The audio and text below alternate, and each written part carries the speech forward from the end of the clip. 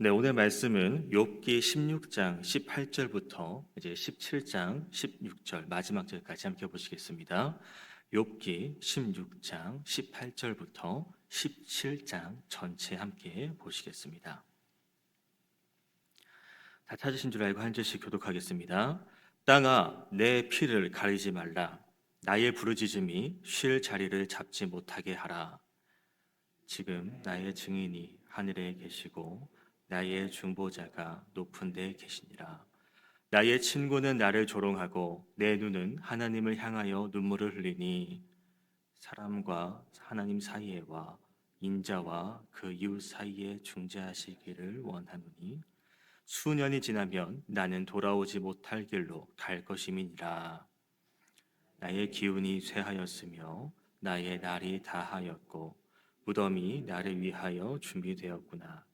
나를 조롱하는 자들이 나와 함께 있으므로 내 눈이 그들의 충동함을 항상 보는구나. 청하건대 나에게 담보물을 주소서. 나의 손을 잡아줄 자가 누구리이까? 주께서 그들의 마음을 가리어 깨닫지 못하게 하셨사오니 그들을 높이지 마소서. 친구를 비난하는 자는 그의 자손들의 눈이 멀게 되리라. 하나님이 나를 백성의 속담거리가 되게 하시니 그들이 내 얼굴에 침을 뱉는구나. 내 눈은 근심 때문에 어두워지고 나의 온 지체는 그림자 같구나. 정직한 자는 이로 말미암아 놀라고 죄 없는 자는 경건하지 못한 자 때문에 분을 내나니. 그러므로 의인은 그 길을 꾸준히 가고 손이 깨끗한 자는 점점 힘을 얻느니라.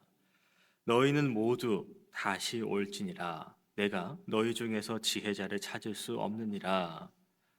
나의 날이 지나갔고 내 계획, 내 마음의 소원이 다 끊어졌구나. 그들은 밤으로 낮을 삼고 빛 앞에서 어둠이 가깝다 하는구나.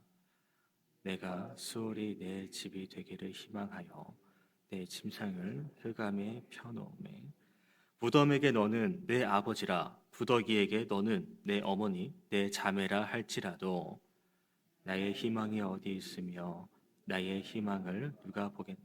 함께 읽겠습니다. 우리가 흙 속에서 쉴 때에는 희망이 수월의 문으로 내려갈 뿐이니라. 아멘. 예, 이제 계속 살펴보는 부분입니다. 예, 친구들이 요백에 대해서 너가 지금 재난 당하는 이유가 너의 죄 때문이다. 라는 그런 정죄에 대해 지금 정죄를 계속 해오고 있고요. 그걸 보고 이제 욥은 재난을 주는 위로자라는 평가를 합니다. 그리고 욥은 그런 헛된 위로, 잘못된 이야기 통해서 이제 하나님께 호소하고 이제 그 친구들을 비난하는 장면이 이제 16장 18절부터 나오는 부분이고요. 그리고 거기에 연이어서 하나님께 자신의 그런 결백, 나는 죄가 없습니다. 나는 의롭습니다. 그러니까 하나님 지금 이런 상황을 중재하여 주십시오라고 요청하는 부분이 나옵니다. 그리고 17장에서는 친구들에게 비난을 하고 이제 하나님께는 자기의 그런 절망적인 상황을 이제 호소하는 토로하는 부분이 나오는데요. 먼저 18절부터 잠깐 보시면 땅아 내 피를 가리지 말라 나의 부르짖음이 쉴 자리를 잡지 못하게 하라라고 욥은 이야기합니다. 그러니까 욥이 부르짖는 부분이 이제 피를 흘리는 것 마냥 참 처참하다, 처절하다라고 볼 수 있습니다.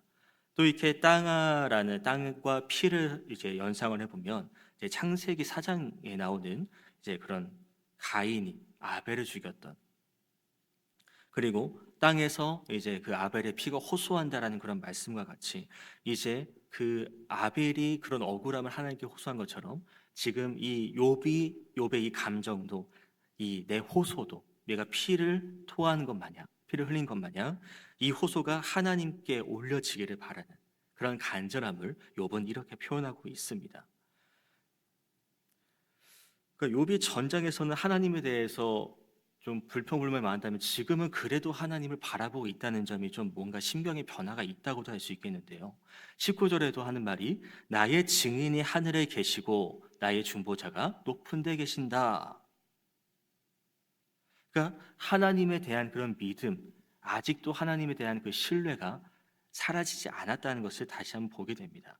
근데 또 어떤 의미로 보면 지금 이 내가 하나님을 붙잡지 않으면 내가 의롭고 거룩한 것을 증명할 수 있는 수단이 없지 않습니까?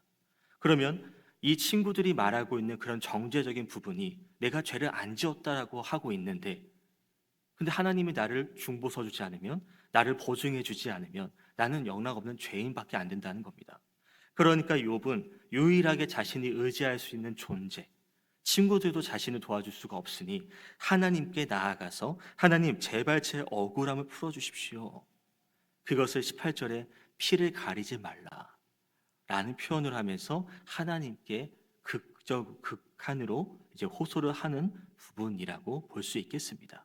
그런데 욥이 또 하는 말이 22절에 보면 수년이 지나면 나는 돌아오지 못할 길로 간다라는 표현을 합니다. 그러니까 친구들이 나를 조롱하고 내가 하나님께 이렇게 눈물로서 피로서 피를 흘릴 만큼 호소를 하고 있는데, 이제 하나님께서 이 친구들, 또 뒤에 나오지만 사람들의 그런 이제 그런 잡담 구설거리에 올라가는 것도 주님께서 이것을 해결해 주십시오라고 말하고 있지만, 지금 욥이 느끼기에는 자신의 수명이 얼마 남지 않았다라는 겁니다. 몇 년밖에 남지 않았다라는 것이에요. 그러니까 욥이 느끼기에는 이제 그 오해를 풀 수 있는, 이 문제를 해결할 수 있는 시간이 많이 부족합니다. 물론 지금 우리는 죽으면 그냥 끝이 아니고 이제 부활이고 생명이신 예수님을 통해서 그것을 보고 알고 있지만, 근데 당시 욥에게는 죽으면 그냥 끝이었거든요. 부활이라는 개념이 아직 나오지 않았다는 겁니다. 그러니까 이 짧은 시간 내에 내가 죽기 이전에 이 문제가 속히 해결되고, 내가 오해받는, 내가 괜히 이렇게 막 오해 이야기 듣고 사람들이 나를 비난하는 그런 것들을 해결하고 싶은 마음이 있다라는 것이죠. 그렇게 하나님께 호소하고 호소했습니다. 그런데 17장 1절에 보면 욥이 자신의 죽음의 그 수명에 대해 이야기하면서 하는 말이 내 기운이 쇠했다라는 표현을 합니다. 나의 날이 다하였고 무덤이 준비되었다. 하나님께서 내 이제 보증을 서달라고, 하나님 내게 이제 내 그런 억울함을 해소해 달라고, 내 중보자가 위에 계시니 내 얘기를 들어달라고 그렇게 얘기를 했는데, 이제 내 수명은 점점 끝나가고 내 기운은 쇠해가고 내가 더 이상 호소할 힘도 없고, 그런데도 친구들은 계속 나보고 의미 없는 위로, 비난, 정죄를 하고 있으니 욥의 상황이 감정적으로 어떻겠습니까? 상당히 괴롭고 지쳐있고 희망을 품고 나아가려고 하지만, 하나님을 의지하고 끝까지 나아가려고 하지만 계속 주어지는 환경, 육체적으로나 정신적으로나 또 주변 환경적으로나 계속 내가 억압 속에 갇혀 있다라는 겁니다. 그러니까 욥은 하는 말이 이제 나에겐 죽음밖에 남지 않았다. 그 상황 속에서 내가 유일하게 탈출할 수 있는 방법은 하나님밖에 없다라고 욥은 계속 그렇게 하나님께 나아가고 있는 부분이 17장에서부터 계속 나오고 있습니다. 그래서 2절도 보시면 이렇게 돼 있죠. 나를 조롱하는 자들이 나와 함께 있고 내 눈이 그의 충동함을 보고 있고, 그러니까 하나님 내게 담보물을 주십시오. 내가 내 손을 잡아줄 자가 누구입니까? 이 세상입니까? 친구입니까? 아닙니다. 주님밖에 없습니다. 주님 제발 내 손을 잡아주십시오. 왜냐하면 하나님은 전능하신 분임을 욥은 알고 있었죠. 그리고 이 보증이라는 것을 보면은, 이제 보증은 이 담보, 우리가 잘 알고 있는 담보입니다. 어떤 뭐 계약을 증명하기 위해서 이제 어떤 물적인 증거를 제시하거나 신원을 보증하는 게 담보지 않습니까? 근데 욥이 그 보증을 이야기하면서, 담보물을 이야기하면서 나의 손을 잡아줄 자라는 표현을 하는데요. 그 당시 이제 그런 보증 관계를 성립하려면은 이제 그 보증인이 이제 피보증인 손바닥을 하거나 마주치거나 때리거나 손을 잡아주는 관례가 있었다고 합니다. 그러니까 욥은 지금 내 이 고난, 이런 상황 속에서도 내가 이러한 것이 억울한 고난, 그러니까 내가 이유 없는 고난을 당한다는 것을, 내가 죄 때문에 이런 상황을 닥친 게 아니라는 것을 하나님께서 인증해 달라고, 보증해 달라고, 내 의를 세워 달라고 욥은 요청하고 있는 것이고, 이러한 기도가 추후 이제 42장에서 하나님께서 욥은 거룩한 의로운 자다라고 다시 말씀해 주시면서 그 보증을 받게 되는 것이죠. 그러니까 이런 부분을 또 본다면, 이제 우리의 또 중보자, 또 목사님께서 말씀하신 그리스도가 이제 나올 수밖에 없는데요. 예수 그리스도께서 친히 죄인을 위해서, 우리를 위해서 이제 구원의 희생 제물이 되셨지 않습니까? 그리고 그 못 박힌 손으로 우리를 잡아주시고, 그러면서 우리가 그런 죄의 자리에서 구원의 자리까지 나아갈 수 있는 이 욥의 기도가 지금 우리에게는 그리스도를 통해서도 이루어질 수 있다는 것을 언급하고 있는 것이죠. 이어서 5절을 보면 여기서 조금 어려운데, 이제 보상을 얻으려고 친구를 비난하는 자는 그의 자손들의 눈이 멀게 되리라. 지금 친구들이 계속 욥에게 뭐라 했으니까 친구들의 입장에서 보면 이렇습니다. 욥이 돈에 눈이 멀어서 친구를 버렸고, 그에 대한 징벌로 말미암아 자식들의 눈이 자식들도 죽었다. 근데 이거는 우리가 1장에서도 봐왔듯이 욥이 돈 때문에 친구를 팔아먹고 사람 관계를 끊고 욕심을 부리는 것은 아님을 알고 있죠. 근데 친구들이 이제 욥에게 이렇게 말했다라고 한다면 친구들이 지혜자가 맞냐라는 겁니다. 분명 앞서 다 새 친구들이 하나님 말씀 잘 알고 학자들 연구 다 했고 내가 진리를 안다라고 말하고 욥에게 너는 잘못된 존재다. 너는 죄인이다. 네가 잘못했기 때문에 이러한 환경을 마주한 것이다. 라고 다 이야기했는데 이 5절을 그렇게 봐버리면 지금 친구들이 하는 말이 지혜자다운 말이 전혀 아니라는 것을 깨닫게 한다는 것이죠. 그렇다고 욥의 관점에서 한번 보자면 돈 몇 푼에 이 돈 때문에 우정을 팔아먹고 이제 괴롭히는 자의 자식들은 눈이 먼다. 그럼 욥 입장에서는 지금 어떻게 됩니까? 나를 괴롭히는 사람이 누구예요?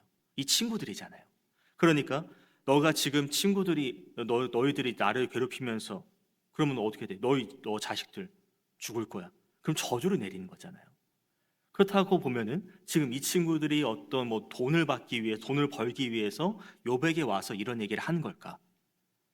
근데 그것도 아니지 않습니까? 그 친구들은 욥의 이야기를 듣고 걱정돼서 왔고 일주일 동안 또 지켜보다가 너무 이제 힘들어하니까 또 욥의 이야기를 듣고 이러면 얘가 하나님께 크게 혼나겠는데 싶어서 이제 이런 여러 조언들을 해줬던 것이었고, 그러니까 어떤 관점에서 보든지 간에 6절을 보면 하나님께서 백성들의 속담거리가 됐다. 그러니까 이 비난거리, 이야기거리가 되게 하셨다라는 거고, 그들이 이제 그 욥의 그런 모습을 보고 욥에게 침을 뱉는다고 하고 있고, 그러니까 모든 사람들로부터 비웃음을 당하고 있는 것을 보면 욥은 정말로 말할 수 없는 그런 괴로움 가운데 처해 있다.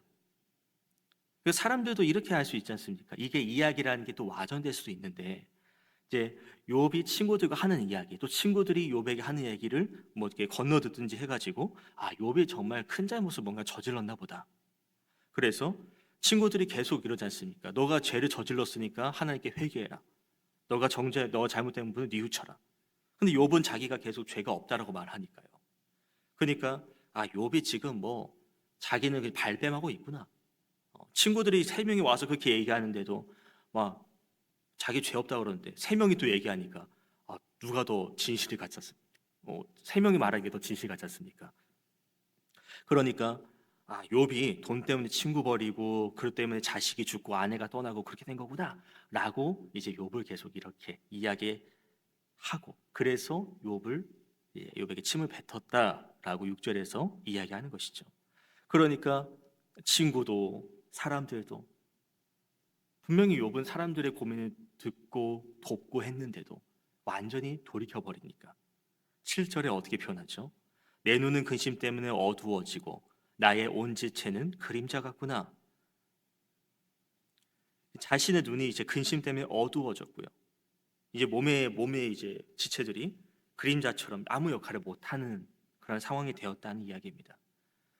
그리고 이제 9절에서도 8절에서도 정직한 자가 이로 놀라고 죄 없는 자가 경건하지 못한 자에게 분을 낸다.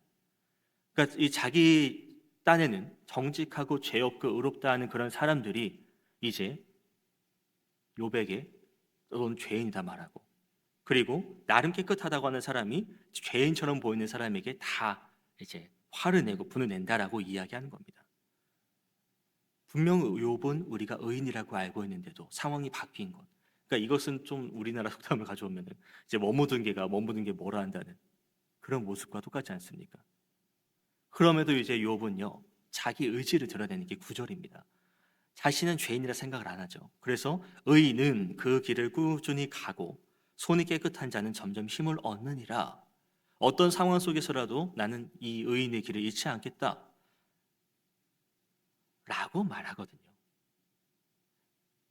그러니까 여전히 끝까지 하나님께서 말씀하신 의인이라는 하나님의 뜻을 지키려고 하고 상황 때문에 힘들고 고통 가운데 있다 하면서도 나는 의인답게 살 거야라고 말을 하는데요. 근데 또 잠깐 시간이 지나서 10절, 11절에 보시면 뭐라 되어 있습니까? 나의 날이 지나갔고 내 계획, 내 마음의 소원이 다 끊어졌다. 금방금방 상황이 계속 마음이 바뀌어 나갑니다.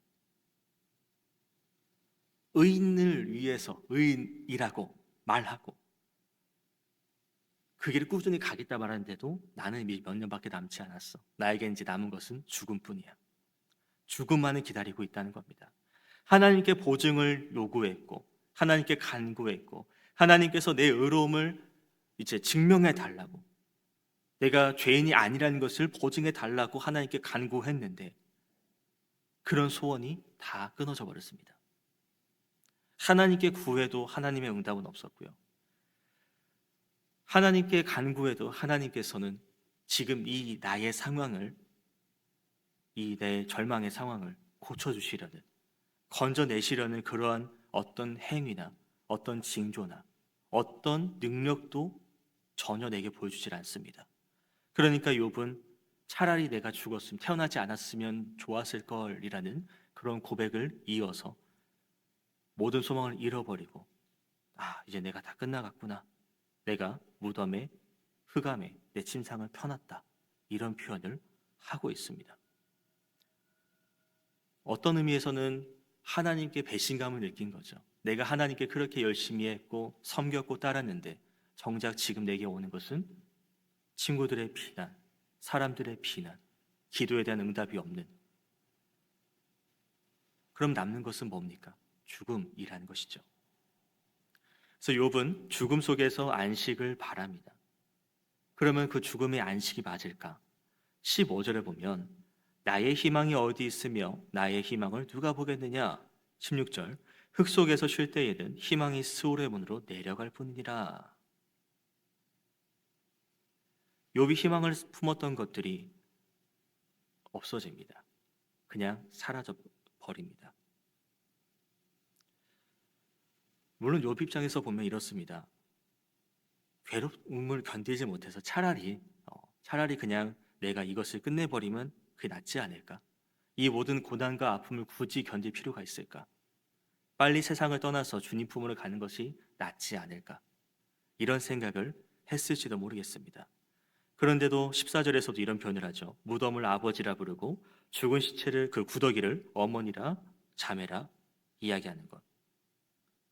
죽음은 흙이 되고 흙 되면은 그냥 모든 게 사라지고 욥이 말하는 그런 마지막 수단이 죽음이라고도 하지만 근데 죽으면은 뭐 아무것도 못하고 그냥 끝나버리는데 그래서 욥은요 이런 얘기를 하면서도 끝까지 포기를 하지 않습니다. 우리는 이미 다 알고 있는 부분이지만 이 욥기 23장 10절에 보면 유명한 말씀이죠. 그가 나를 단련하신 후에는 내가 순금같이 정금같이 되어 나오리라. 욥은 점점 깨달아 나갑니다. 지금 이런 고난이나 이런 어려운 상황도 지금 자기는 모르죠. 친구들도 모르죠. 하지만 하나님께서 어떤 뜻하신 바가 있다는 것을 믿고 나아간다는 겁니다. 이런 것을 보면 지금 우리도 이제 중보자가 계시죠. 중보자가 계시고 우리가 잘못된 부분들에 대해서 어떤 정죄나 질책도 있지만 먼저 주님께서 감싸주시고 보호해 주시는 은혜가 있다는 것은 우리는 너무 잘 알고 있습니다. 그리고 죽음이라는 게 그냥 이제 그냥 안식이 아니라 죽음 이후에 삶이 있다는 것을 알고요. 죽음이 끝이 아니라 죽음을 통과한 부활이 있다는 것을 너무 잘 알고 있죠. 그래서 우리는 이 이런 욥과 같은 상황을 마주할 때가 있었고 앞으로도 있을지는 모르겠습니다. 하지만 온실 속에 자란 그런 화초보다 들판에서 자란 잡초가 생명력이 더 긴 것처럼 하나님을 적대하는 그런 세상의 세력들이 우리를 짓밟고 무너뜨리려 하고 주님을 따르는 그리스도인들을 부당하게 억압하는 그런 상황 속에서도요. 우리는 그런 억울함을요. 하나님께 이제 호소할 수 있죠. 토로할 수 있죠. 하나님께 의지하면서 나아가야 되죠. 그런데 이 억압이 주님이 주신 거라고 믿는다면은 우리는 또 하나님께 어떻게 나갈 수 있을까라는 생각이 든다는 겁니다.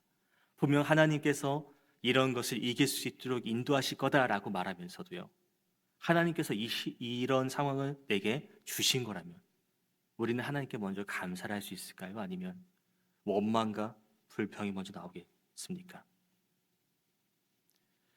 욥을 보면서 우리가 봐야 될 부분은 이 재앙을 이제 하나님께서 주셨기에 견뎌야 된다라기보다도 정확히 알 수가 없습니다. 이유를 모릅니다. 어떤 원인이 딱 있으면 하나님께서 이것 때문에 나에게 이렇게 하신 거구나 라면 내가 그것을 고치려고 하겠지만 그것조차도 알 수가 없습니다. 그래도 하나님께서 이러신 이유가 있겠지. 하나님께서 일부러 의미 없이 이럴 뿐이 아니야라는 그런 생각을 가지고 하나님께 소망을 두고 나아갔다는 겁니다. 그래서 친구들의 그런 이야기 물론 의지할 수도 있었겠죠. 그것을 그냥 수용하고 그냥 알겠다고 넘어갈 수도 있었겠죠. 하지만 아닌 건 아닌 거라고 하면서 친구들을 의지한 것도 아니고 어떤 다른 지인을 의지한 것도 아니고 하나님께 소망을 두고 하나님께 믿음을 두고 나아갔다라는 겁니다. 처음 사탄이 이야기했던 조건부 믿음이 아니었다라는 것이죠. 하나님께서 이렇게 주셨기에 이러니까 욥이 믿는 겁니다가 아니라 그것이 없어도 내가 세상의 외톨이처럼 느껴져도 모두가 아니라고 말한 그런 상황에도요. 욥은 하나님을 믿고 순종하는 그런 믿음을 끝까지 놓지 않고 있다는 것을 보여주고 있습니다. 그렇게 우리도 이런 욥을 보면서 어떤 상황 속에서라도 믿음을 잃지 않는 것이 중요하다는 것을 보게 됩니다. 주님을 바라본다면 물론 불평이 나올 수 있고 원망이 나올 수 있고 그럼에도 내가 주님께 기도하고 하소연하고 그러고 주님을 향한 믿음을 잃지 않는다면요. 그 중보자 되신 분께서 주께서 우리에게 참된 위로와 소망을 경험하게 하실 겁니다. 욥이 42장에 겪는 그런 부분처럼 말입니다. 그래서 우리에게 은혜를 허락하신 주님께 때로는 고난을 주면서 성장케 하시는 그런 주님께 우리가 보다 더 감사하면서 그럴 때 주님의 뜻을 더욱더 구하면서 우리가 주님께 더 한 걸음 나아가는 그런 시간이 되었으면 좋겠습니다. 개인적으로 말씀 묵상하시겠습니다.